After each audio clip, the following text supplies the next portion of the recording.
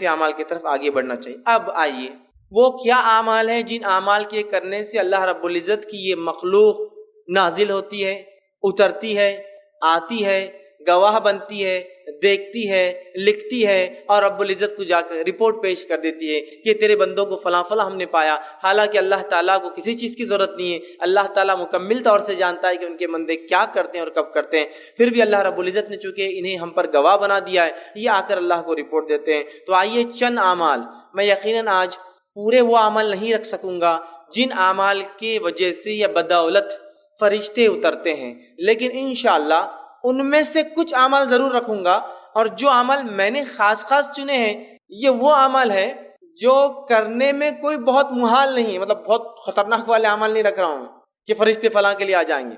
یہ وہ عمل ہے بہت چھوٹے ہیں، چھوٹے سے مراد ہماری مشقت کے اعتبار سے، اللہ کے نزدیک بہت بڑے اس لیے تو فرشتے اتر رہے ہیں، لیکن ہماری مشقت اور تکلیف کے اعتبار سے بہت چھوٹے ہیں، لیکن اللہ کے بعد بہت درجہ رکھتے ہیں۔ تبھی تو اللہ رب العزت ان کم مشقت والے اعمال پہ فرشتوں کو نازل کر دیتا ہے۔ تو میں نے چن کے چند اعمال آپ کے سامنے رکھوں گا، لیکن یقیناً یہ پورے اعمال نہیں ہیں، ان اعمالوں میں سے کچھ اعمال ہیں جن عمل کے کرنے سے، جن عملوں کے اور نیک عمل کے کرنے سے فرشتے اترتے ہیں، گواہ بنتے ہیں، دیکھتے ہیں، جو کہ برکت کا، رحمت کا، اللہ کی رضا کا اور انشاءاللہ عزیز سفارش کا ذریعہ بھی بنیں گے روز قیامت۔ ٹھیک ہے، برکت آئیں گی، رحمت آئیں گی، سفارش کریں گے۔ ٹھیک ہے، تو بہرحال آئیے وہ چند اعمال ہم دیکھتے ہیں۔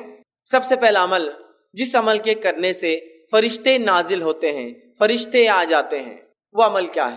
ٹھیک، تو سب سے پہلا عمل یہ ہے جس کے کرنے سے انشاءاللہ عزیز فرشتے نازل ہوتے ہیں، وہ ہے کہ باوضو سونے سے فرشتے نازل ہوتے ہیں۔ سونے کو انسان جا رہا ہے، کیسے سونا ہے؟ وضو کے ساتھ سونا ہے، بہت مشقت کا کام نہیں، سوائے کسی کے پاس اگر پانی نہ ہو تو، ٹھیک، ورنہ کوئی مشقت کا کام نہیں۔ انسان نے وضو کیا، اور آج کل تو الحمدللہ میں سمجھتا ہوں ہیٹر کے ساتھ ساتھ کولر بھی ہوتے ہیں حمام کے اندر، کی ٹھنڈا پانی بھی ہو اگر گرمی زیادہ ہو تو، اور گرم پانی بھی ہو اگر سردی زیادہ ہو تو مشقت کم ہوتی ہے۔ لیکن ہو سکتا ہے کبھی مشقت ہو یا پانی نہ ملے، تو انسان اگر وضو کر کے سوتا ہے اور اگر اس حدیث کے عمل کے مطابق کہ اس سے تو فرشتے نازل ہوتے ہیں، تو پھر میں سمجھتا ہوں یہ بہت ہی جو ہے نیکی کا اور برکت کا باعث بنتے ہیں، چونکہ فرشتے ہر کسی کے لیے نہیں آتے۔ بات یاد رکھ لیجیے، یہ بات بھی بہرحال یاد رکھ لیجیے، فرشتے ہر کسی کے لیے نہیں اترتے ہیں، جن سے رب راضی ہوتا ہے، آیت ہم دیکھ چکے، جن سے رب راضی ہوتا ہے انہی کے لیے اترتے ہیں۔ تو لہٰذا باوضو ہو کر جو شخص سوتا ہے، فرشتے اس کے لیے اترتے ہیں اور نازل ہوتے ہیں۔ صحیح الجامع کی روایت ہے، نبی اکرم صلی اللہ علیہ وسلم نے فرمایا، عبداللہ بن عباس رضی اللہ عنہما اس کے راوی فرماتے اور کہتے ہیں، اللہ کے رسول صلی اللہ علیہ وسلم نے فرمایا اور کہا، ان جسموں کو پاک کرو، ان جسموں کو پاک کرو، صاف کرو، دھو، اس کا معنی ہے پاک کرو، اللہ تعالیٰ تمہیں پاکیزگی عطا فرمائیں گا۔ اگر جسموں کو پاک کرو گے تو اللہ پاکیزگی اعمال کے اعتبار سے، سوچ اور وچار کے اعتبار سے بھی انشاءاللہ عطا فرمائیں گا۔ تو اسلام میں پاکیزگی بڑی اہم چیز ہے، اور جب میں پاکیزگی کی بات کر رہا ہوں تو اپنے گھر کے حد تک کی پاکیزگی کی بات نہیں ہو رہی ہے، پاکیزگی اپنے جسم کی، پاکیزگی جہاں ہم رہتے ہیں اس کی، پاکیزگی ہمارے محلوں کی، پاکیزگی جو ہمارے شہروں کی، اور پاکیزگی ہمارے ملکوں کی۔ ظاہر ہونا چاہیے کہ ہاں یہ مسلمان ہیں اور یہ ایک پاک باز قوم ہے، اس لیے کہ ان کا دین انہیں ہر چیز میں صاف ستھرائی کا حکم دیتا ہے، اور اسلام اتنا پاکیزہ دین ہے، میں آپ کو کیا بتاؤں کہ نبی اکرم صلی اللہ علیہ وسلم جب کھانے کے لیے جاتے تو آپ ہاتھ کو دھویا کرتے، ہاتھ کو دھویا کرتے، مطلب کھانے سے پہلے ہاتھ دھونا یہ اتنا اہم عمل ہے۔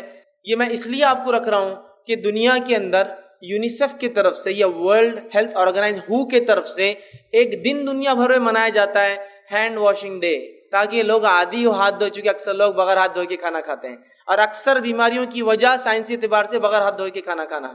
تو ایک دن ہے پورا سال میں منایا جاتا ہے، صرف ہاتھ دھونا سکھایا جاتا ہے اس دن۔ ہمارے دین نے تو سکھا دیا کہ ہمارے ربی تو 5 وقت وضو کے علاوہ، غسل کے علاوہ کھانے سے پہلے ہاتھ دھوتے، اور صفائی پاکیزگی کا تو یہ معاملہ ہے۔ تو ان جسموں کو پاک کرو، اللہ تمہیں پاکیزگی عطا کرے۔ جو بندہ بھی طہارت کی حالت میں سوئے، یقیناً ایک فرشتہ اس کے ساتھ رات بسر کرتا ہے۔ جو انسان وضو کے ساتھ، طہارت کے ساتھ سوئے تو اس کے لیے ایک فرشتہ رات بھر ساتھ بسر کرتا ہے۔ جب بھی وہ شخص رات کی کسی وقت کروٹ لیتا ہے، ادھر سے ادھر یا ادھر سے ادھر ہوتا ہے، تو فرشتہ کہتا ہے اے اللہ اپنے بندے کو اس کو معاف فرما دے، یقیناً یہ وضو کر کے سویا تھا۔ سبحان اللہ، وضو کر کے سویا، رات میں کروٹ لے رہا ہے، آرام اس کو مل رہا ہے، ایک فرشتہ تعینات ہے، رات بھر دیکھ رہا ہے، جب بھی اس نے کروٹ بدلی وہ اللہ سے دعا کرتا ہے اللہ اس کی مغفرت کر دے، اس کو بخش دے، وجہ یہ وضو کر کے سویا تھا، تیرا پاکیزہ بندہ ہے۔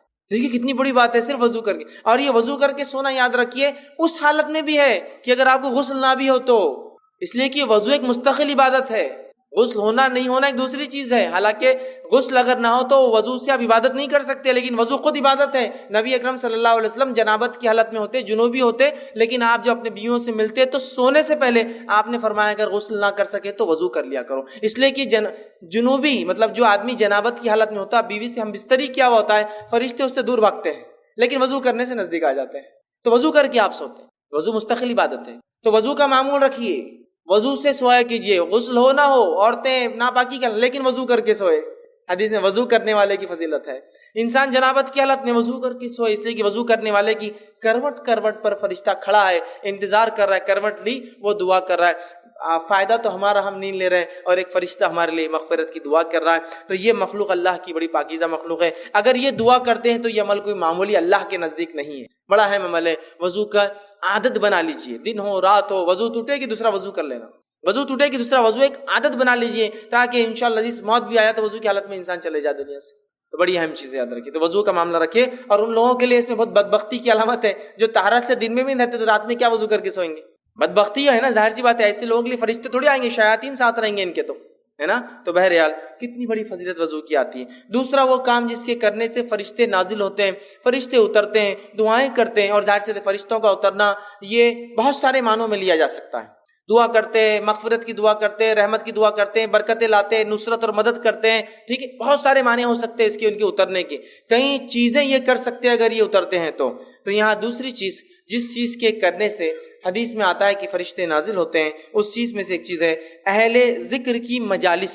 ایسے لوگ جو اللہ کا ذکر کرتے ہیں ان مجالس کو بھی فرشتے گھیر لیتے ہیں، مطلب ان کے لیے نازل ہوتے، اترتے ہیں، نہ صرف اترتے ہیں بلکہ گھیر لیتے ہیں۔ آئیے تھوڑا سا حدیث کو، جو کہ بخاری کی روایت ہے، میں حدیث کے پورے الفاظ آپ کے سامنے رکھنے کی کوشش کرتا ہوں کہ کیا فائدے اللہ کے ذکر کی مجلس کے، اور اللہ کے رسول نے لعنت بھیجی ایسی مجلسوں پر جو اللہ کے ذکر سے شروع اور ختم نہیں ہوتی ہے۔ تو آئیے سنیے، بخاری کی روایت آپ سے فرماتے ہیں اللہ تعالیٰ کے کچھ فرشتے ایسے ہیں جو ذکر کرنے والی مجلسوں کو، مجلس مطلب کچھ لوگ بیٹھے اللہ کے ذکر سے ہر بار مراد نہیں کہ آپ بیٹھ کے سبحان اللہ انشاءاللہ ماشاءاللہ کہتے رہے، بلکہ اس کا معنی یہ جہاں بھی اللہ کا ذکر ہوتا ہے، بات ہوتی ہے، تو آپ فرماتے ہیں ذکر والوں کو تلاش کرتے ہوئے جو ہے راستوں میں گھومتے پھرتے رہتے ہیں۔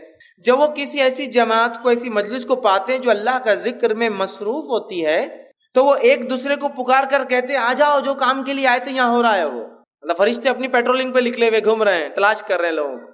جیسے ان کو اپنا ٹارگٹ آڈینس مل گیا، فوراً کہا چلو سب آ جاؤ، ادھر ایک کام ہو رہا ہے جس کے لیے ہم گھوم رہے تھے۔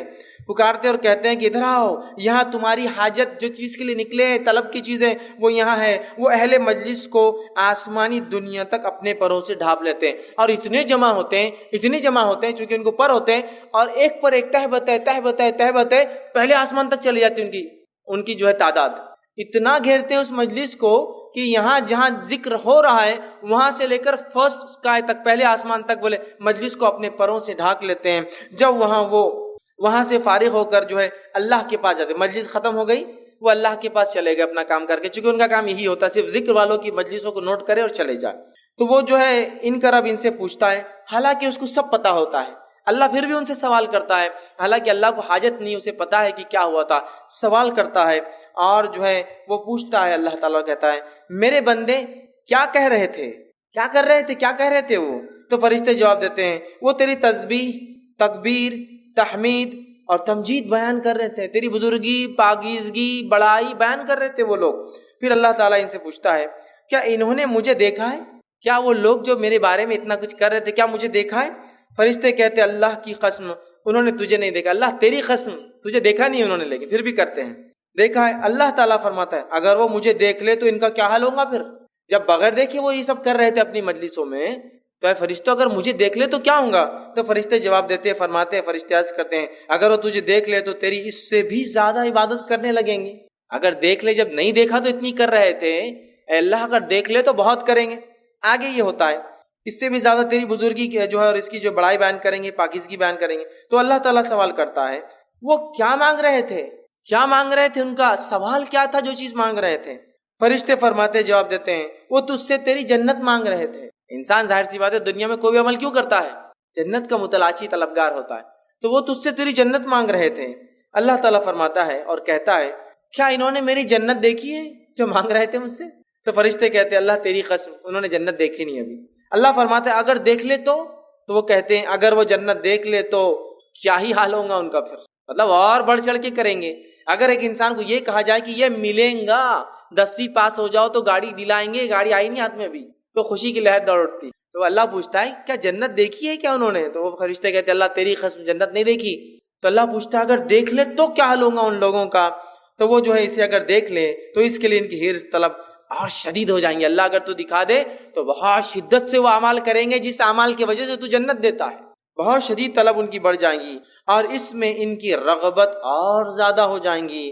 اللہ تعالیٰ پوچھتا ہے وہ کس چیز سے پناہ مانگ رہے تھے؟ چلو مانگ تو جنت رہتے لیکن کس چیز سے میری پناہ چاہتے تھے؟ تو فرشتے کہتے ہیں عرض کرتے ہیں وہ جہنم کی آنکھ سے تیری پناہ مانگ رہے تھے اللہ. تو اللہ تعالیٰ سوال کرتا ہے کیا انہوں نے جہنم کو دیکھا ہے؟ تو فرشتے جواب دیتے ہیں فرماتے ہیں عرض کرتے ہیں تیری قسم ہے اللہ انہوں نے جہنم کو ابھی دیکھا نہیں ہے. اللہ تعالیٰ فرماتا ہے اگر دیکھ لے تو کیا حال ہوگا؟ تو فرشتے کہتے ہیں اگر دیکھ لے تو اس سے کہیں زیادہ اور بھاگیں گے اور دوڑیں گے اور عمل کریں گے. جنت بھی دیکھیں گے تو بھاگیں گے، جہنم بھی دیکھیں گے تو نیکی کی طرف بھاگیں گے، گناہوں کو مطلب چھوڑ دیں گے، دوڑیں گے. فرمایا اللہ تعالیٰ پھر فرماتا ہے بس میں تمہیں اس بات کا گواہ وٹنس بناتا ہوں. اب تم نے یہ سب کہہ دیا، رپورٹ دے دی، تو بس میں اب تمہیں اس بات کا گواہ بناتا ہوں کہ میں نے ان تمام کو جو اس مجلس میں بیٹھے ہیں بخش دیا، مغفرت کر دی. تو آپ فرماتے ہیں جو فرشتوں کو اللہ یہ کہتا ہے اس مجلس میں سے، فرشتوں کی مجلس میں گروپ میں سے ایک کہتا ہے، ایک فرشتہ سوال کرتا ہے اللہ آپ سب کو بخش دے رہے، تو سب کو معاف کر دے رہا ہے مجلس میں. حالانکہ اس مجلس میں کچھ ایسے بندے تھے جو ایسا جا رہے تھے، جاتے جاتے 2 منٹ آ کر بیٹھ گئے، مطلب تھوڑی دیر آ کر بیٹھ گئے. ان کی نیت بھی نہیں تھی، ان کا کوئی انٹینٹ نیت بھی نہیں تھی کہ اس مجلس میں خاص آئے، اس کے لیے سفر کرے. بس ایسے گزر رہے تھے، کسی نے دیکھا مجلس چل رہی ہے، آئے مجلس میں بیٹھے، کچھ باتیں مجلس میں سن لی، ٹھیک ہے. تو اللہ رب العزت جواب دیتا ہے اس فرشتے کو جو سوال کرتا ہے ایک تو نیت سے نہیں آیا تھا، بس یوں ہی بیٹھ کر چلا گیا اور تو نے تو سب کو معاف کر دیا ساری مجلس میں. تو اللہ تعالیٰ جواب دیتا ہے اور فرماتا ہے یہ اللہ کو یاد کرنے والے ہم نشین ہیں کہ ان کے ساتھ بیٹھنے والے بھی محروم نہیں رہتے ہیں. اللہ کی مجلس، اس کا ذکر، اس کی بات اتنی اہم ہے کہ اللہ رب العزت فرماتا ہے ان میں خالی چلتے ہوئے بغیر نیت کے بیٹھنے والا بھی محروم نہیں رہتا ہے. اس لیے علماء لکھتے ہیں اچھے لوگوں کی صحبت بڑی اہم چیز ہے. یہاں اچھے اور نیک لوگ جمع تھے، جس میں ایک انسان یوں ہی چلتے چلتے آ کر بیٹھ گیا تو اپنی مغفرت کروا کر نکل گیا وہاں سے. نیک لوگوں کی صحبت معمولی چیز نہیں ہے، ہمیں چاہیے کہ ہم نیک لوگوں کی صحبت اختیار کریں، اس لیے کہ صحبت بہت اثر انداز چیز ہوتی ہے. بہرحال تو اللہ کے ذکر کرنے والی مجلسوں کو فرشتے گھیر لیتے، نازل ہوتے. تیسری چیز، قرآن پڑھتے وقت جو ہے سکینت لے کر فرشتے اترتے ہیں. تیسرا کام جسے کرنے سے فرشتے اترتے ہیں وہ کیا ہے؟ قرآن کا جو ہے قرآن کی تلاوت. صحیح مسلم کی روایت ہے، نبی اکرم صلی اللہ علیہ وسلم فرماتے اور کہتے ہیں ایک شخص سورہ کہف پڑھ رہا تھا اور اس کے یہاں جو ہے 2 لمبی رسیوں سے اس نے اپنا گھوڑا باندھ رکھا تھا. سو اس پر ایک بدلی آنے لگی. وہ جب سورہ کہف پڑھنے لگا تو ایک بدلی بادل آنے لگے اور وہ گھومنے لگی، مطلب وہ بادل جو ہے گھومنے لگے، وہ بدلی جو تھی گھومنے لگی اور قریب آنے لگی. جیسے جیسے وہ پڑھ رہا تھا ویسے ویسے قریب آ رہی تھی. اس کا گھوڑا اس کو دیکھ کر بدکنے لگا، ڈرنے لگا کہ کیا ہو رہا ہے. پھر جب صبح ہوئی تو وہ نبی اکرم صلی اللہ علیہ وسلم کے پاس آیا اور ذکر کیا اللہ کے رسول ایسا ایسا ہوا. تو آپ نے فرمایا یہ جو ہے تسکین ہے جو قرآن کی برکت سے اتر رہی تھی، اور ایک روایت میں وہ فرشتے تھے جو سکینت کو لے کر تجھ پر اتر رہے تھے. تو قرآن کی تلاوت اور بالخصوص سورہ کہف کی تلاوت کرنے سے سکینت اترتی ہے، اور سکینت کو جو لاتے ہیں وہ ہوتے ہیں فرشتے. تو اگر کوئی انسان تلاوت قرآن کرتا ہے تو سکینت طاری ہوتی ہے. اللہ ہم پر رحم کرے. ہمارے گھروں میں تو قرآن کبھی کبھار کھلتا ہے. اگر پوچھا جائے، میں آپ سے بدگمانی نہیں کر رہا ہوں لیکن ایک عام بات کہہ رہا ہوں، کسی سے پوچھا ہے آخری بار قرآن کب پڑھے تھے؟ تو دادا کا انتقال ہوا تھا نا، تو تب نکلا تھا. اب کب ہوں گا؟ تو اب انتظار کر رہے ہیں، کوئی اور جائیں گا تو پڑھ دیں گے پھر اس کے لیے. یہی حالت ہے.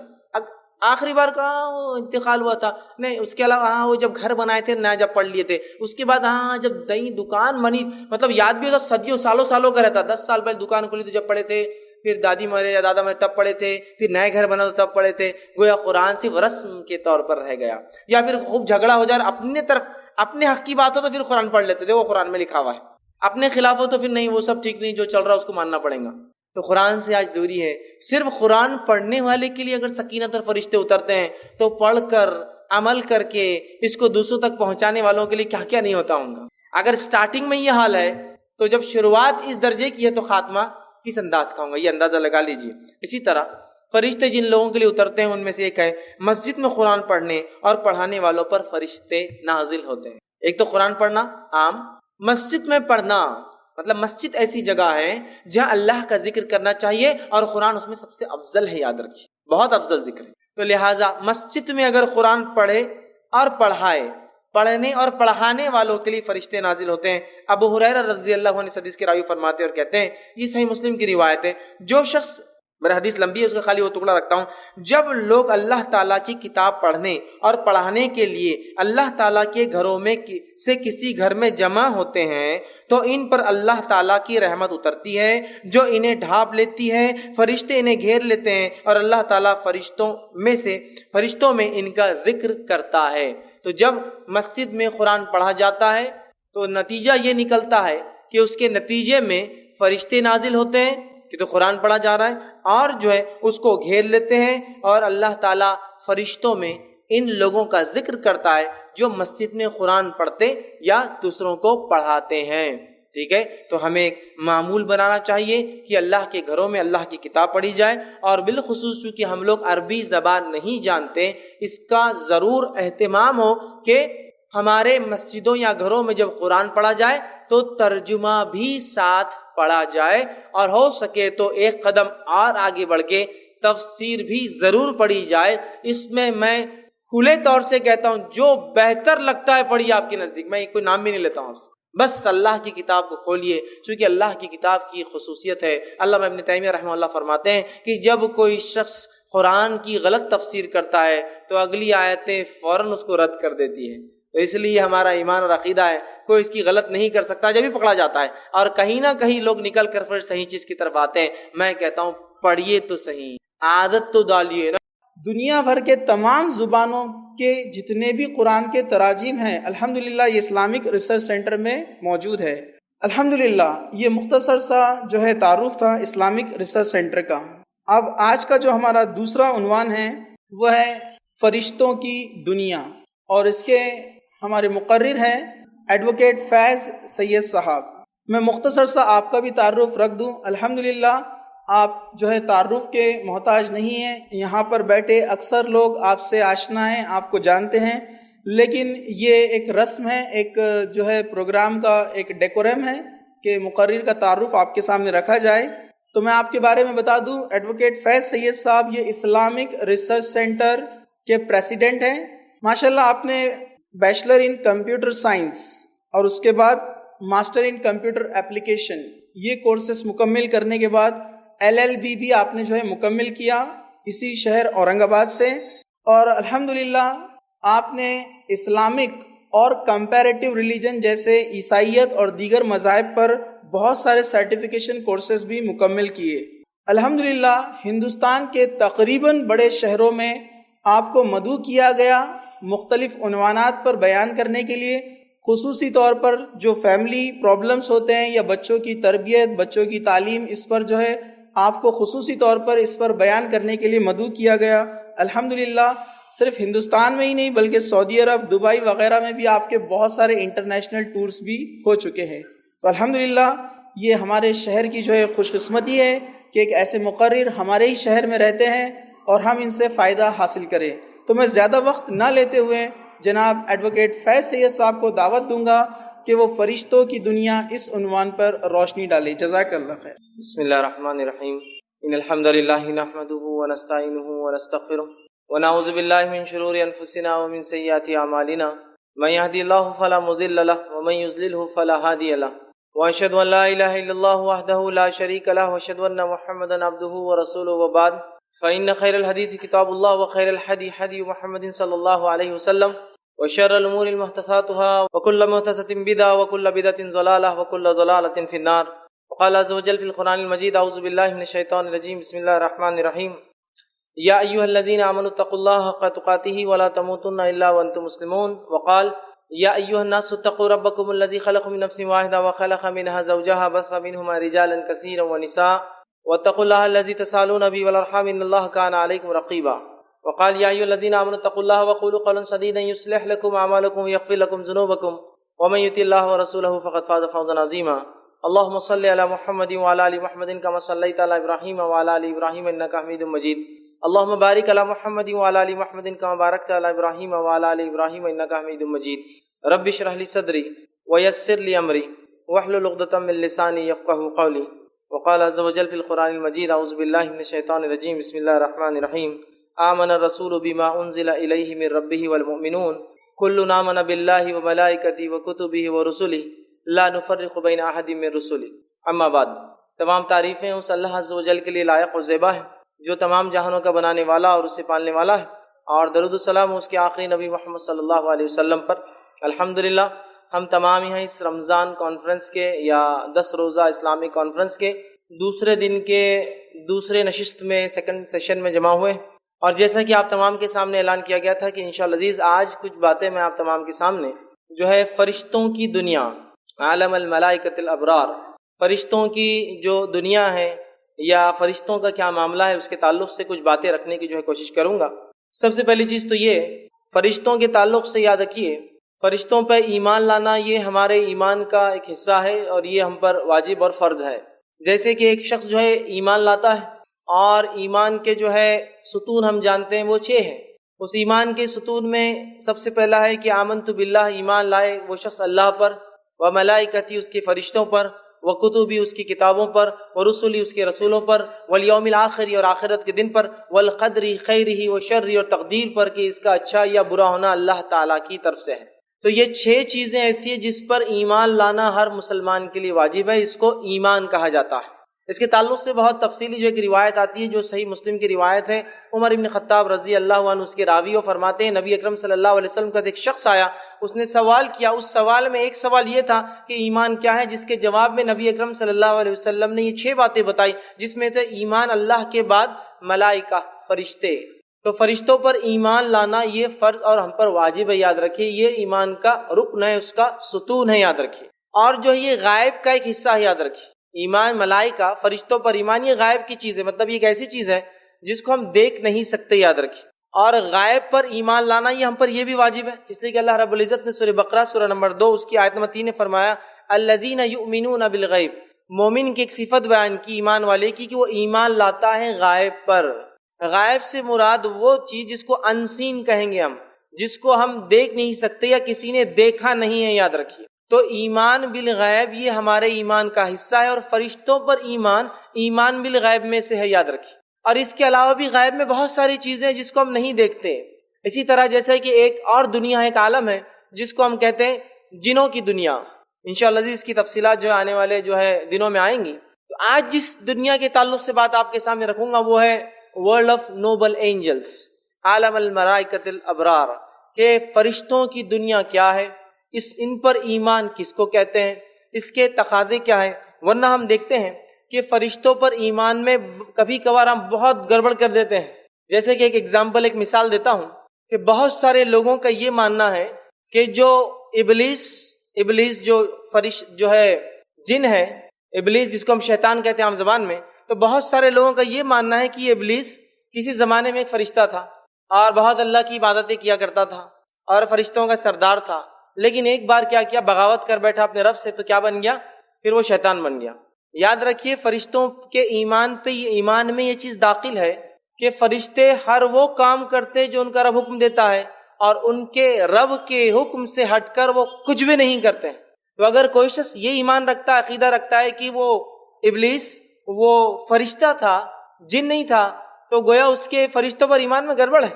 اس کا کہنا یہ ہے کہ فرشتے منمانی بھی کر سکتے ہیں اپنی، جبکہ ہم جانتے ہیں اللہ رب العزت نے قرآن میں اس چیز کا اعلان کر دیا، سورہ کہف سورہ نمبر 18 آیت نمبر 50 میں وَإِذْ قُلْنَا لِلْمَلَائِكَةِ اسْجُدُوا لِآدَمَ فَسَجَدُوا إِلَّا إِبْلِيسَ كَانَ مِنَ الْجِنِّ فَفَسَقَ عَنْ أَمْرِ رَبِّهِ، کہ جب تیرے رب نے حکم دیا فرشتوں کو کہ جھک جاؤ آدم کے سامنے، سارے کے سارے جھک گئے سوائے ابلیس کے، كَانَ مِنَ الْجِنِّ، اور وہ جنوں میں سے تھا، فَفَسَقَ عَنْ أَمْرِ رَبِّهِ، اور اس نے اپنے رب کے حکم کو جھٹلایا اور ٹھکرا دیا اور فسق کیا۔ تو یہاں اللہ رب العزت نے اس چیز کی وضاحت کر دی کہ ابلیس کبھی بھی فرشتہ تھا ہی نہیں. وہ کون ہے؟ بابائے جن، جنوں کا باپ ہے. جس طرح سے آدم علیہ السلام میرے اور آپ کے باپ ہے. سمجھ رہے آپ؟ اور آدم علیہ السلام کی نسل میں ایمان والے اور کافر ہوتے ہیں. ابلیس کافر تھا، اس کی نسل میں بھی ایمان والے اور کافر ہوتے ہیں. تو دیکھیے آپ، فرشتوں پر ایمان میں گڑبڑ کرتے ہیں ہم، اور پتہ نہیں عجیب و غریب کیسے کیسے عقائد فرشتوں کے تعلق سے کبھی کبھار لوگ بیان کرتے ہیں. سن کر بھی کبھی تعجب ہوتا ہے، عجیب و غریب، کہ 2 فرشتوں کو اللہ تعالیٰ نے سزا دے دی اور عراق میں ایک شہر میں کنویں میں الٹا لٹکا دیا اور وہ قیامت تک الٹے لٹکے ہوئے رہیں گے. سبحان اللہ. اللہ کے فرشتے جن کو چوائس ہی نہیں دی گئی کیا کرنا ہے اور کیا نہیں کرنا ہے، ان کے پاس کوئی آپشن نہیں ہے. جو رب کہتا ہے وہ کر گزرتے، وہ یفعلون ما یؤمرون، جو ان کا رب حکم دیتا ہے وہ کر گزرتے ہیں. کیوں اللہ ان کو سزا دیں گا؟ وہ کیوں بغاوت کریں گے؟ اور کنویں میں کیوں اللہ تعالیٰ ان کو الٹا لٹکا دیں گا اور قیامت تک کے لیے بولے وہ الٹے؟ تو یاد رکھیے عجیب و غریب عقائد. اور یہ جو فرشتوں کی دنیا ہے اور فرشتوں کا جو انسان سے تعلق ہے، یہ بہت گہرا تعلق ہے. ان کا اور ہمارا رشتہ پیدائش سے شروع ہو جاتا ہے. جب انسان، اللہ کے رسول فرماتے 40 دن کا ہوتا ہے ماں کے پیٹ میں، تو فرشتہ کہتا ہے اے رب کیا لکھوں؟ تو گویا ہمارا تعلق ان سے بڑا گہرا ہے. ماں کے پیٹ سے ہمارا ان سے تعلق ہے، ہماری پیدائش میں وہ آتے ہیں، وہاں لکھتے ہیں. پیدا ہونے کے بعد ہمارے ساتھ زندگی بھر گزارتے ہیں، اعمال لکھتے ہیں. اس کے بعد جو ہے زندگی میں حفاظت کے لیے ہوتے ہیں. اسی طرح جو ہے موت کے وقت روح نکالنے آتے ہیں، اور جو ہے قبر سے روز قیامت ہم کو اٹھائیں گے، کافروں کو پکڑ کے دھکے دے کے لے جائیں گے، مومنوں کا اکرام کریں گے. اس کے ساتھ ساتھ جنت اور جہنم کے اندر بھی جو ہے یہ جو ہے اللہ نے منتخب کر رکھے ہیں. تو کوئی جنت میں خدمت کے لیے ہوں گا، کوئی جہنم میں دھکا دینے کے لیے ہوں گا. تو گویا فرشتوں سے انسانوں کا بڑا گہرا تعلق ہے، پیدائش سے لے کر موت، موت سے لے کر حشر اور آخرت تک، مطلب آخرت کی ساری زندگی میں ان سے ہمارا گہرا تعلق ہے. ٹھیک. اور جو ہے اس کے ساتھ ساتھ ہم دیکھتے ہیں ان کا ہم سے جو گہرا تعلق ہے، اللہ رب العزت نے کچھ مخصوص کاموں کے لیے ان کو مقرر کر رکھا ہے، منتخب کر رکھا ہے. ٹھیک. اور ان کی دنیا یاد رکھیے یہ بہت عجیب اور غریب ہے، انسان اس کو سمجھ نہیں سکتا. اگر اللہ کی کتاب اور اس کے رسول صلی اللہ علیہ وسلم ہمیں نہ بتاتے تو یہ فرشتوں کی دنیا میرے اور آپ کے لیے سمجھنا ناممکن ہے. یاد رکھیں، اس لیے کہ اس کا تعلق غائب سے ہے، انسین ورلڈ سے ہے، ایک ایسی دنیا سے جس کو ہم دیکھ نہیں سکتے. تو اللہ کی کتاب اور اگر اس کے نبی صلی اللہ علیہ وسلم اگر ہمیں نہ بتاتے تو ان کی دنیا جاننا یا ان کے بارے میں کچھ بھی جاننا ہمارے لیے ممکن نہیں تھا. یاد رکھیے فرشتوں کی دنیا ایک پاکیزہ دنیا ہے. یاد رکھیے ایک پاکیزہ دنیا اس لیے کہ اللہ کی حمد و ثنا کرتے ہیں، بڑائی بیان کرتے ہیں، اور اللہ کے گھر کا جو آسمانوں میں ہے بیت المعمور اس کا طواف کرتے ہیں. سجدہ تو سجدے میں ہے، رکوع تو کوئی رکوع میں ہے. کسی کو سور پھونکنے کا حکم دے دیا گیا تو بس وہ کھڑا ہے کہ کب اجازت ملے تو میں پھونک دوں. تو جس دن سے بنا ہے اس دن سے لے کر سور پھونکنے تک ویسے ہی کھڑا رہیں گا. تو گویا کچھ مخصوص کاموں کے لیے انہیں اپوائنٹ کر دیا گیا ہے اور وہ اس کے لیے متعین ہے. اور ایک جس کو کہیں گے ایک ان کی جو دنیا ہے ایک بہت ہی پاکیزہ نوبل ورلڈ ہے. یاد رکھیے ایک بڑی پاکیزہ دنیا ہے. اسی طرح جو ہے فرشتوں کو عربی میں جو ہے یا فرشتے کو عربی میں ملک کہتے ہیں. ویسے فرشتہ لفظ جو ہے فارسی سے آتا ہے، اس کو کہتے ہیں ملک، اور ملائکہ یہ اس کی جمع ہے فرشتوں کو جس کو ہم کہتے ہیں. ٹھیک ہے. تو ملک یہ لفظ ہے، اور علماء لکھتے ہیں کہ ملک جو لفظ ہے وہ الکا سے آتا ہے جس کا معنی ہے پیغام پہنچانا. چونکہ یہ اللہ کا پیغام انسانوں تک لا کے مطلب انبیاء تک پہنچاتے ہیں، جو ہم تک پھر پہنچاتے ہیں انبیاء، اس لیے ان کو ملک کہا جاتا ہے، پیغام پہنچانے والا. یا کچھ لوگوں نے کہا یہ مالک سے بھی لفظ آتا ہے، اس لیے کہ اللہ نے فرشتوں کو کچھ مخصوص کام دے رکھے جس کے وہ ذمہ دار ہے، اس سے بھی بہر مالک سے ملک. بہرحال لیکن زیادہ بہتر جو ہے وہ یہ علماء کہتے ہیں کہ پیغام پہنچانے کی وجہ سے ان کو الکا سے ملک کہا جاتا ہے، اور ملائکہ اس کی جمع ہے. یاد رکھیے ٹھیک ہے. اس لیے کہ اللہ کا پیغام بندوں کو پہنچاتے ہیں. ان پر لانا ہم پر، ایمان لانا ہم پر فرض ہے. میں نے خطبے میں آپ کے سامنے ایک آیت تلاوت کی، سورہ بقرہ کی آیت 285 تھی، جس میں اللہ رب العزت نے فرمایا آمن الرسول بما انزل الیہ من ربہ والمؤمنون. ایمان لائے، آمن الرسول ایمان لایا رسول اس چیز پر، اور ایمان لائے ایمان والے مطلب جو لوگ اس کے اوپر ایمان لائے نبی پر. کن کن چیزوں پر ایمان لائے؟ کل آمن باللہ، سب کے سب ایمان لائے اللہ پر، وہ ملائکتی اس کے فرشتوں پر، وہ کتبی اس کی کتابوں پر، وہ رسولی اس کے رسولوں پر، والیوم الاخر. مطلب وہاں آمن رسول بما انزل الیہ من ربی والمؤمن کل آمن باللہ وملائکتی وکتبی ورسولی لا نفرق بین احد من رسولی. تو یہاں 4 چیزوں کا تذکرہ ہے، جس میں دوسرے نمبر پہ کیا بیان کیا گیا کہ ایمان لایا رسول، اور ایمان لائے ایمان والے کن چیزوں پر؟ اللہ پر اور فرشتوں پر. اسی لیے میں نے کہا فرشتوں پر ایمان لانا فرض ہے، اور یہ ایمان کے ستونوں میں سے، ایمان کے فاؤنڈیشنز میں سے ایک چیز ہے. یاد رکھیے. اور ہمیں فرشتوں پر ویسا ہی ایمان لانا ہے جیسا کہ ہمیں جو ہے حکم دیا گیا ہے. یاد رکھیے. اب فرشتوں پر ایمان کیسا ہونا چاہیے اس کے تعلق سے میں چند باتیں آپ کے سامنے رکھتا ہوں. جو کہ امام بہقی نے شعبۃ الایمان میں یہ چیز لکھی ہے کہ فرشتوں پر ایمان کیسا ہونا چاہیے. پھر ان کی دنیا کی طرف بھی بڑھیں گے ہم، چونکہ پہلی چیز تو ہے ان پر ایمان لانا. ایمان لانے کے بعد پھر بہت ساری چیزیں جو بتائی گئی وہ بھی ہے. تو ایمان لانے کے تعلق سے لکھتے اور بیان کرتے پہلی چیز ایمان لانے میں جو داخل ہے وہ یہ ہے، ایمان کی فرشتے ہیں ان کے وجود کا اقرار کرنا. فرشتوں پر ایمان لانے کا پہلا حصہ کیا ہے کہ ایمان لانا ان کے وجود پر کی فرشتے ہیں، اللہ کی ایک مخلوق ہے، یہ فرشتے ہیں اور یہ بھی اللہ کے بندے ہیں. آگے وہ لکھتے ہیں ان میں سے ہر ایک کو ان کے حقیقی مقام دے. ان میں سے فرشتوں میں سے ہر ایک کو وہ کہتے ہیں ان کا حقیقی مقام دے. ایسا نہ ہو کہ آپ کسی کو زیادہ کر دیں کسی کو کم کر دیں، حالانکہ اللہ رب العزت نے کسی اور کو زیادہ اور کسی اور کو کم بتایا. تو ہر کسی کو ان میں سے اپنا اپنا مقام دے حقیقی. ایمان کی وہ اللہ کے بندے ہیں. ایمان لائے ایک شخص کی فرشتے اللہ کے بندے ہیں جیسے جن اور انس ہے. مطلب اللہ نے جنوں کو پیدا کیا، انسانوں کو، فرشتوں کو پیدا کیا، اسی طرح وہ اللہ کے بندے ہیں. انہیں اللہ حکم دیتا ہے، اللہ انہیں حکم دیتا ہے، آرڈر دیتا ہے، اور ان کا حساب بھی لیتا ہے. لیکن وہ حساب اس اعتبار سے نہیں جیسا کہ ہمارا ہوگا گناہ اور نیکی کے اعتبار سے. ان کا حساب لیتا ہے، مطلب ان سے سوال بھی کرتا ہے کہ کیا ہوا میرے بندوں نے کیا کیا، حالانکہ اللہ کو معلوم ہوتا ہے پھر بھی پوچھتا ہے. تو وہ جو ہے اللہ کا حکم بجا لاتے ہیں، اللہ ان کا حساب بھی لیتا ہے. وہ کچھ بھی نہیں کر سکتے خود سے سوائے جس کا اللہ انہیں حکم دے. فرشتے خود سے کچھ بھی نہیں کر سکتے سوائے اس کے جو ان کا رب انہیں حکم دیتا ہے. پھر آگے لکھتے ہیں اور کہتے ہیں اللہ نے انہیں صلاحیت دی ہے، اور وہ کہتے ہیں انہیں موت بھی آ سکتی ہے، لیکن انسانوں کے مقابلے میں یہ بہت لمبی زندگی گزارتے ہیں. اور ہم جانتے ہیں قیامت کا جب پہلا سور پھونکا جائے گا تو تمام چیزیں ہلاک ہو جائیں گی، اس میں فرشتے بھی داخل ہیں. تو ان کو موت بھی آتی ہے لیکن کافی لمبی زندگیاں جیتے جنہوں نے انسانوں کے مقابلے میں. ان کے بارے میں ایسا کچھ بھی نہیں کہنا چاہیے کہ وہ اللہ کے ساتھ شریک ٹھہر جائے. ایسی کوئی بات ان کے تعلق سے نہیں کہنا چاہیے جس کی وجہ سے ایسا ہو جائے کہ اللہ کی ذات میں یہ فرشتہ شریک ہو جائے. اور انہیں معبود نہیں بنانا چاہیے جس طرح سے عرب قومیں اسلام سے پہلے ان کی عبادت کرتی تھی. انہیں معبود، انہیں عبادت کی چیز نہیں سمجھنا چاہیے جس طرح سے عرب کی قوم یا کچھ قبائل لوگ ان کی جو ہے عبادت کرتے اور اس کا عقیدہ رکھتے ہیں. تیسری چیز پھر آگے لکھتے اور فرماتے ہیں اس بات کا ماننا کہ ان میں سے کچھ پیغمبر یعنی وہ ہے جو اللہ کا پیغام انبیاؤں تک پہنچاتے ہیں. ان میں سے کچھ رسول ہیں، پیغمبر ہیں یعنی اللہ کا پیغام پہنچاتے ہیں، جس کو اللہ چاہتا ہے انسانوں میں سے اس کے پاس وہ لا کر پہنچاتے ہیں. ان میں سے کچھ اللہ کا عرش اٹھائے ہوئے ہیں، انشاءاللہ آگے تفصیلات آئیں گے. اللہ کا عرش اٹھائے ہوئے، جو 8 فرشتے اٹھائے ہوئے، تو کچھ اللہ کا عرش اٹھائے ہوئے ہیں، اور جو صفوں میں کھڑے رہتے ہیں. کچھ فرشتے ایسے کہ صفوں میں کھڑے انتظار کرے اللہ کے حکم، صفوں میں کھڑے رہتے ہیں. اور جو جنت اور جہنم کے نگہبان ہیں، جو جنت اور جہنم کو دیکھ بھال کرتے ہیں اور اس کے نگہبان ہیں. پھر آگے لکھتے ہیں دیکھ بھال کرتے ہیں، اور کچھ انسانوں کے اعمال لکھتے ہیں، ٹھیک ہے. اور اسی طرح کچھ بادل کو ہانک کر لے جاتے بارش کے لیے، اور جو ہے یہ سب کا تذکرہ وہ لکھتے ہیں قرآن کے اندر موجود ہے. تو یہ چند باتیں تھی جو امام بہقی نے شعبۃ الایمان میں ان پر ایمان کے تعلق سے لکھی. تو ہمیں بھی چاہیے ان نکات کو جو میں نے کہے اس پر غور کریں اور اس پر ہم بھی ویسا ہی عقیدہ رکھیں جیسا صحابہ نے اس معاملے میں عقیدہ رکھا. آگے آئیے اب فرشتوں کے جسمانی اوصاف کی طرف چلتے ہیں. فزیکل کیریکٹرسٹکس جو ان کے کتاب اور سنت میں بتائے گئے ہیں، کیسے رہتے ہیں، کیسے دکھتے ہیں، کیا معاملات ہیں، وہ دیکھیں گے. پھر اس کے بعد دیگر 4 حصوں میں نے تقسیم کیا اس درس کو. 4 چیزوں میں سے پہلا حصہ ہے جسمانی اوصاف، فزیکل کیریکٹرسٹکس فرشتوں کے تعلق سے، جس میں سب سے پہلی چیز تو یہ ان کی پیدائش.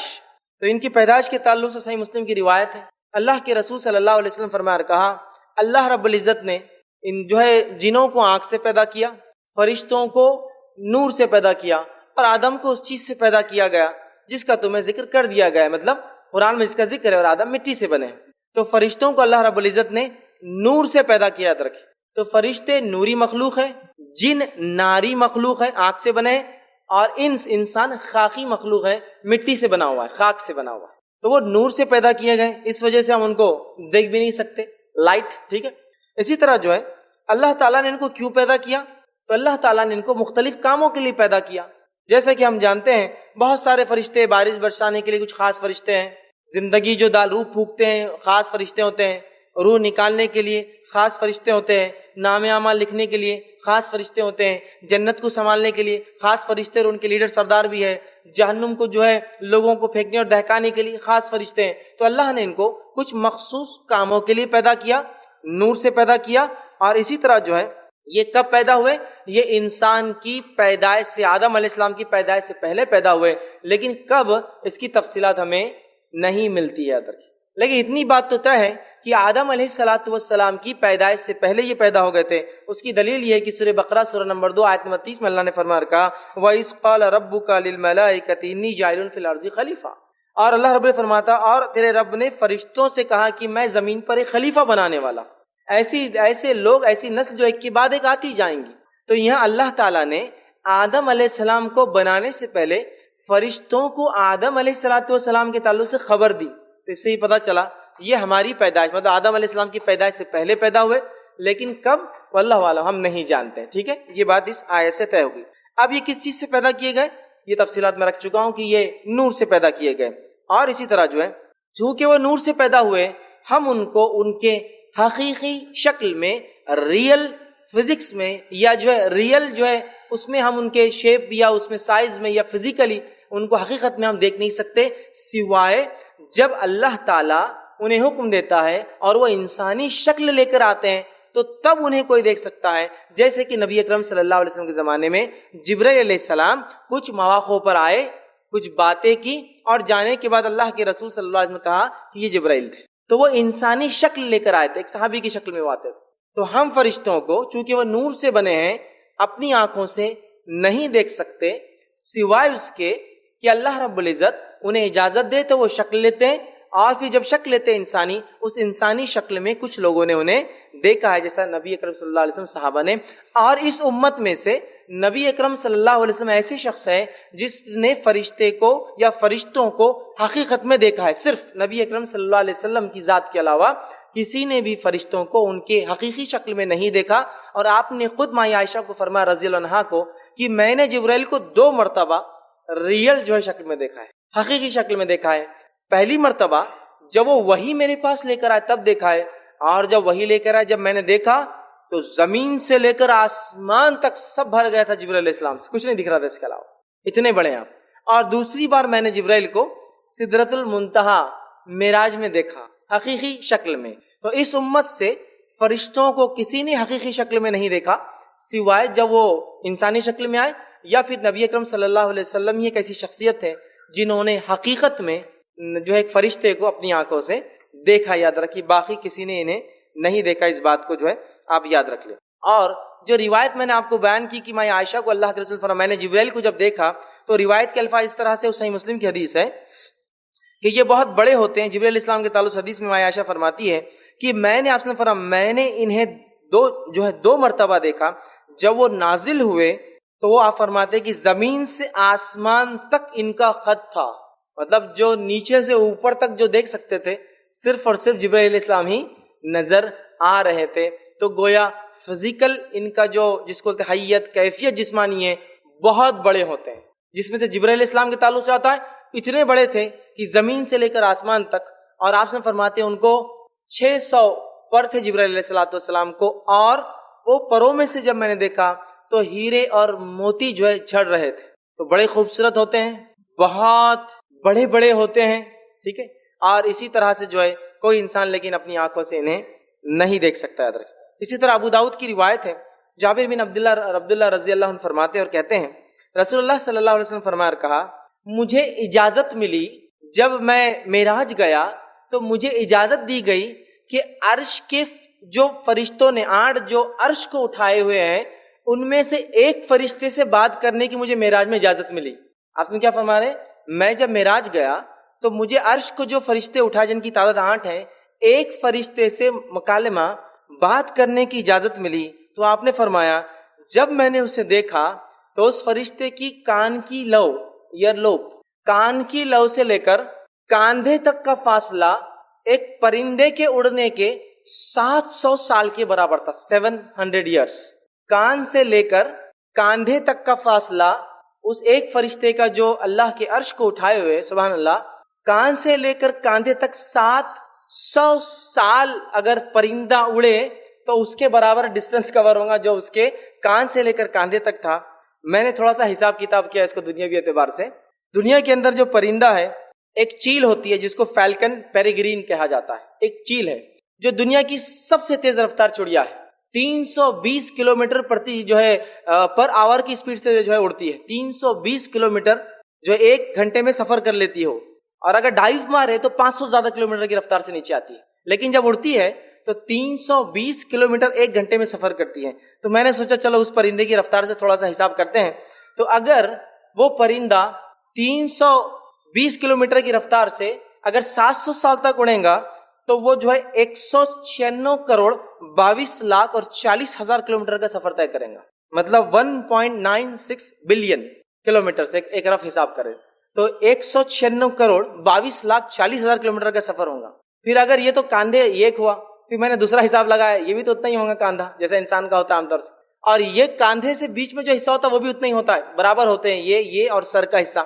تو اگر تینوں کو ملا لیا جائے تو ملٹیپلائی بائی 3 کر دیا جائے تو ہوتا ہے 588 کروڑ 66 لاکھ 20 ہزار کلومیٹر صرف فاصلہ ہے دو کاندھے کا. شولڈرز ہیلتھ کلب بہت سے لوگ جاتے ہیں, اور ہم سب جانتے ہیں شولڈرز کے مقابلے میں جسم 6 گنا اور بڑا ہوتا ہے, 6 ٹائمز اور ملٹیپلائی ہو جاتا ہے. مطلب جتنا ایک انسان کا شولڈر ہوتا ہے اس کے مقابلے اس کا جسم 6 گنا اور بڑھ جاتا ہے, مطلب ہائٹ زیادہ ہوتی ہے وڈتھ کے مقابلے میں. تو صرف ایک فرشتہ جو عرش کو اٹھایا ہوا ہے, اگر 320 والا حساب اگر درست ہے تو وہ جو ہے 588 کروڑ صرف کلومیٹر کا اس کا صرف کاندھا ہے, جس جو اس کا کتنے بڑے سبحان اللہ. اور اگر دنیا سے سورج کا اگر موازنہ کیا جائے تو 150 کلومیٹر ہے, صرف 150 کروڑ کلومیٹر معاف کر. سورج یہ اس سے بھی زیادہ ہے اتنا ڈسٹینس. اور دنیا کی سب سے اونچی عمارت 800 میٹر کی ہے, صرف 800 میٹر, 1 کلومیٹر کی بھی نہیں ہے. برج خلیفہ دبئی میں 800 میٹر. ٹھیک ہے, اب اندازہ لگے 800 میٹر کیا ہوتا ہے. یہاں سے سورج کا فاصلہ 150 جو ہے کروڑ کلومیٹر کیا ہوتا ہے, اور صرف ایک کاندھا جو ہے 588 کروڑ جو ہے کلومیٹر صرف چوڑا ہے, اور وہ ایک فرشتے کا صرف کاندھے کا ہی سائز ہے. سبحان اللہ, تو بہت بڑے ہوتے ہیں, ان امیجنیبل سمجھو ان کی ہائٹ ہوتی ہے, مطلب ہم اندازہ نہیں لگا سکتے ان کی کیفیت اور حیت کا, فزیکل سٹرکچر کا. یاد رکھیے. تو پھر آپ فرماتے ہیں مجھے ایک فرشتے سے بات کرنے کی اجازت ملی, اور جب میں نے اس سے بات کی تو اس کا یہ فاصلہ صرف کان سے لے کر کاندھے تک 700 سال کی ایک پرندے کی مسافت جو طے کرتا ہے اتنا اس کا فاصلہ. تو اس سے اندازہ بہرحال ہوتا ہے کتنے بڑے بڑے ہوتے ہیں. اسی طرح جو ہے یہ جو ہے پر بھی ہوتے ہیں ان کو. اللہ رب العزت سورہ فاطر سورہ نمبر 35 آیت نمبر 1 میں فرماتا کہتا ہے, اور اس آیت کا ترجمہ اس طرح سے ہے, اس اللہ کے لیے تمام تعریفیں جو ہے سزاوار ہے, لائق اور زیبا ہے, جو آسمان اور زمین کا جو ہے پیدا کرنے والا ہے, اور جس نے 2-2 3-3 اور 4-4 پروں والے فرشتوں کو جو ہے اپنا پیغمبر جو ہے بنانے والا ہے. مخلوق میں سے جو چاہے زیادتی کرتا ہے, اور اللہ ہر چیز پر قادر ہے. تو یہاں کا اللہ نے فرشتوں کو بنایا, پر ہوتے ہیں 2-2 3-3 4-4, اس سے زائد بھی, اس لیے کہ جبرائیل علیہ الصلوۃ والسلام کے تعلق سے حدیث میں آتا ہے کہ ان کو 600 پر تھے, 600 ونگز. یاد رکھیں. تو فرشتوں کی فزیکل کیفیت میں یہ بھی ہے, جسمانی کیفیت میں اوصاف میں ان کو پر ہوتے ہیں, بہت بڑے ہوتے ہیں, نور سے اللہ رب العزت نے ان کو پیدا کیا ہے. اسی طرح فرشتے بہت خوبصورت ہوتے ہیں, یہ بہت خوبصورت ہوتے ہیں. جیسے کہ میں نے کہا آپ صلی اللہ علیہ وسلم جبرائیل علیہ السلام کو دیکھا 600 پر تھے, اور پروں میں سے ہیرے اور موتی ان کے جھڑ رہے تھے. یہ بہت خوبصورت ہوتے. اس کی دلیل یہ بھی ہے کہ یوسف علیہ الصلوۃ والسلام کا واقعہ یاد کیجئے. جب اس عزیز مصر کی بیوی پر لوگوں نے کہا کہ کیسی عورت ہے, اپنے غلام پہ بری نظر ڈالی, تو اس نے یوسف علیہ الصلوۃ والسلام کو بلایا, ساری دوسری عورتوں کو بٹھا دیا ہاتھ میں چھری دے کر, اور یوسف علیہ السلام سے کہا یوسف گزر جاؤ. یوسف علیہ الصلوۃ والسلام جب گزرے تو ان عورتوں نے جو سبزیاں کاٹ رہی تھی کیا کہا, اللہ نے اس بات کو قرآن میں دہرایا, اور اللہ فرماتا ہے وَقُلْنَا حَاشَا لِلَّهِ مَا هَذَا بَشَرًا إِنْ هَذَا إِلَّا مَلَكٌ كَرِيمٌ. تو اللہ رب العزت فرماتا ہے ان عورتوں نے جب یوسف علیہ السلام کو دیکھا تو کہا کہ یہ تو کوئی انسان نہیں ہو سکتے, یہ تو جو ہے کوئی بزرگوار فرشتہ ہے. تو اس قول سے پتہ چلتا ہے کہ فرشتے خوبصورت ہوتے ہیں. اسی لیے جب یوسف علیہ الصلوۃ والسلام کو ان عورتوں نے دیکھا تو کہا یہ تو کوئی فرشتہ ہے, بزرگوار فرشتہ. تو اس سے پتہ چلا وہ بہت خوبصورت ہوتے ہیں. یاد رکھیے. اسی طرح جو ہے یہ کھاتے اور پیتے نہیں ہیں, جس کے تعلق سے اگر واقعہ پڑھنا ہے تو جو ابراہیم علیہ الصلوۃ والسلام کے پاس فرشتے آئے تھے ان کو خوشخبری دینے اسحاق علیہ السلام کی اور یہ بتانے کہ قوم لوط کے ساتھ کیا ہونے والا ہے، ان فرشتوں کا واقعہ سورہ زاریات سورہ نمبر 51 آیت نمبر 24 سے لے کر 28 میں اللہ نے بیان کیا، جس میں جب ابراہیم علیہ السلام نے ان کو ایک بچڑا پیش کیا ذبح کر کے تو انہوں نے اس سے انکار کر دیا کھانے سے، تو اس سے پتہ چلا فرشتے کھاتے اور پیتے نہیں ہیں۔ اسی طرح وہ مذکر اور مؤنث نہیں کہلائے جا سکتے، ان کا جینڈر ہم نہیں کہہ سکتے کہ وہ میل ہے یا فیمیل ہے، چونکہ وہ ایک ایسی دنیا میں ہے جن کے تعلق سے ہم نہیں جانتے۔ ہاں ہماری دنیا میں تو میل فیمیل جیسی چیزیں ہوتی ہیں، مذکر مؤنث جینڈرز ہوتے ہیں، لیکن ان کے تعلق سے کسی جینڈر کا ہم تصور نہیں کر سکتے، اس لیے کہ کتاب و سنت میں ان کی کوئی جینڈر کی تفصیلات نہیں دی ہے۔ اسی طرح جو ہے اللہ کے دیے گئے کام اور عبادت کرتے ہوئے کبھی تھکتے نہیں، کبھی اللہ نے جو کام دیا، جو عبادت دی، اس کام کرنے سے کبھی تھکتے نہیں ہیں، جس کا تذکرہ اللہ نے سورہ انبیاء سورہ نمبر 21 آیت نمبر 20 میں فرما رکھا، یسبحون اللیل والنہار لا یفترون، کہ وہ صبح اور شام اللہ کی تسبیح بیان کرتے ہیں اور سستی نہیں کرتے۔ تو گویا اللہ نے اگر کسی کو تسبیح دی تو وہ صبح اور شام تسبیح کرتے ہیں اور کبھی تسبیح کرنے میں نہ سستی کرتے ہیں اور نہ ہی تسبیح کرنے سے وہ کبھی تھکتے ہیں، یاد رکھیے۔ اسی طرح جو ہے اسرافیل علیہ السلام کے تعلق سے جو آتا ہے، جو کہ ایک فرشتے ہیں، حدیث میں آتا ہے اللہ کے رسول صلی اللہ علیہ وسلم فرماتے ہیں کہ اسرافیل علیہ السلام کو جب اللہ نے بنایا اور بنا کے ایک کام دے دیا کہ سور پھونکنا ہے، تو آپ وسلم فرماتے ہیں ان کا منہ سور کے قریب ہے، سور کو ایک بجنے والی چیز ہے جو سینگ کی طرح ہوتی، پیچھے چھوٹی آگے بڑی، اور جو ہے وہ منہ نزدیک ہے اور نظر اللہ رب العزت کے عرش کی طرف ہے کہ کب اللہ حکم دے دے اور مجھے پھونک مارنا پڑے، اور جب سے پیدا کیے گئے تب سے کھڑے ہیں، مطلب جب سے دنیا بنی تب سے کھڑے لے کر قیامت تک کھڑے رہیں گے اور ایک بار بھی پلک نہیں ماریں گے، چونکہ ہو سکتا ہے رب کا حکم آ جائے۔ کیسے کام کرتے اللہ کا کہ جب سے بنے کھڑے ہیں، سور کے قریب منہ ہے، اور جب سے بنے ہیں تو قیامت تک اللہ کے عرش کی طرف ٹیڑھی منڈی کر کے دیکھ رہے ہیں اور پلک بھی نہیں مارتے ایک بار بھی۔ سبحان اللہ۔ تو اللہ نے جو کام دیا نہ کرتے ہوئے تھکتے ہیں، نہ کسی قسم کی نافرمانی کرتے ہیں، سجدوں میں ہے تو سجدے میں ہیں، تسبیحات بیان کرو تسبیحات بیان کر رہے ہیں۔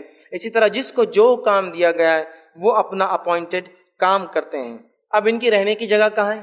تو فرشتے آسمانوں میں رہتے، یاد رکھیں، اس لیے کہ جب بھی فرشتوں کا تذکرہ آتا ہے، اترنے کے لفظ قرآن میں آتے ہیں، فرشتہ اترا مطلب اوپر تھا، کبھی اوپر تھا مطلب آسمان میں، تو فرشتے آسمانوں میں رہتے ہیں۔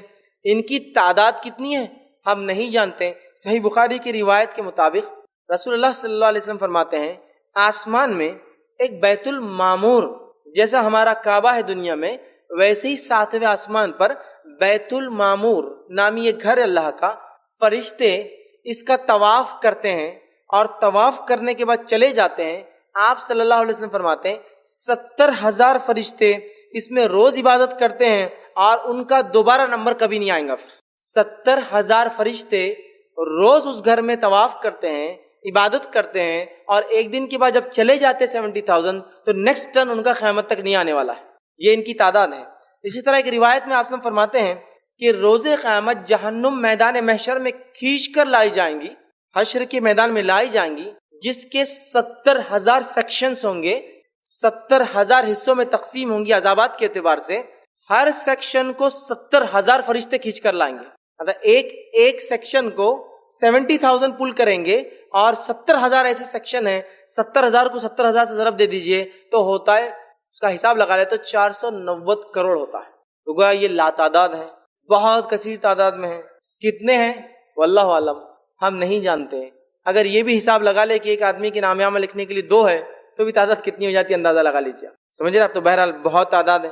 ان میں سے کچھ فرشتوں کے نام مشہور اور معروف ہیں، جیسے کہ ہم جانتے جبرائیل علیہ السلام، میکائیل علیہ السلام، اسرافیل علیہ السلام، مالک جو جہنم کا داروغہ ہے، رضوان جو جنت کے داروغہ ہے، منکر نکیر جو قبر میں سوال کرنے آتے ہیں، اسی طرح ہاروت اور ماروت جو بابل نامی ایک شہر میں آزمائش کے لیے آئے تھے، رقیب اور عتید بول کر علماء لکھتے ہیں یہ وہ فرشتے ہیں جو ہم جو بات کرتے ہیں کیچ کر لیتے ہیں، نوٹ کرتے ہیں، لکھ کے رکھتے ہیں، حساب رکھتے ہیں۔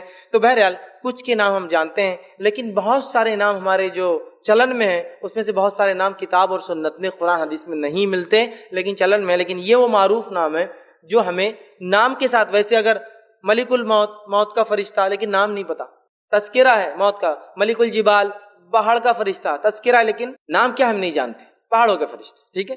تو بہرحال نام اتنے نام آتے ہیں اور جو ہے بہت سارے نام چلن میں لیکن وہ ثابت نہیں ہوتے. اسی طرح جو ہے پہلے سور پھونکنے کے بعد یہ بھی ختم ہو جائیں گے، اس لیے کہ اللہ رب العزت نے قرآن میں کہا کہ تمام کے تمام لوگ جو ہے تمام چیزیں جو ہلاک ہو جائیں گی سوائے تیرے رب کی ذات کے تعلق سے. تو اللہ کو چھوڑ کر سب ہلاک ہو جائیں گے، تو فرشتے اس میں شامل ہیں.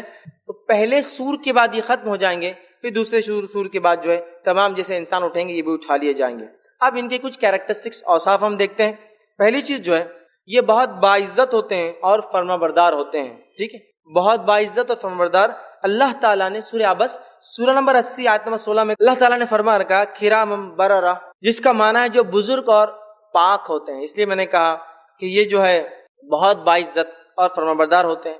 اسی طرح بہت حیادار بھی ہوتے ہیں، یاد رکھیے فرشتے بہت حیادار ہوتے ہیں. ٹھیک ہے، اسی طرح ان کے تعلق سے صلاحیتوں کے تعلق سے آتا وہ یہ ہے مختلف شکلیں لے سکتے ہیں. یہ فرشتوں کی صلاحیت میں سے ایک صلاحیت ہے